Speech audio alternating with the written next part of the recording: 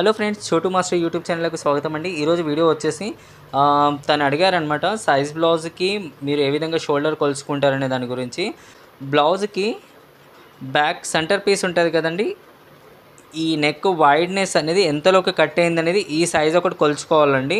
Plus ఆ తర్వాత వచ్చేసి ఈ షోల్డర్ అనేది ఎంత సైజులో ఉన్నది, ఇది ఇటు సైడ్ది టూ సైడ్స్ది కలిపేసి, ఇప్పుడు సపోజ్ ఎగ్జాంపుల్ ఈ నెక్ వైడ్నెస్ వచ్చేసి నాకు 7 ఇంచెస్ మీద కటింగ్ అయిందండి. అంటే ఇంకా హాఫ్ ఇంచ్ అనేది కలిపితే ఇది 7.5 అనమాట.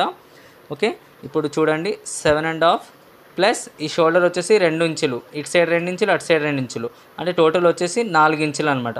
ఇప్పుడు షోల్డర్ వచ్చేసి 10, 11.5కి నాకు షోల్డర్ అనేది కటింగ్ అయిందనమాట. ఓకే, ఈ విధంగా ఈ బ్లౌజ్ యొక్క షోల్డర్ వచ్చేసి 11.5కి కటింగ్ అయిందనమాట. ఇలా అంటే ఎప్పుడైనా కానివ్వండి, సైజ్ బ్లౌజ్ వచ్చారనుకోండి, మీకు ఈ బ్యాక్కి బ్లౌజ్ అనేది ఎంత వైడ్లో కటింగ్ అయిందనేది అదొక్కసారి చెక్ చేసుకోండి. ఫస్ట్ వీడియోలో కూడా వేసానండి, బ్యాక్ సెంటర్ బ్రాడ్నెస్ వచ్చేసి 6.5కి కటింగ్ అయిందండి.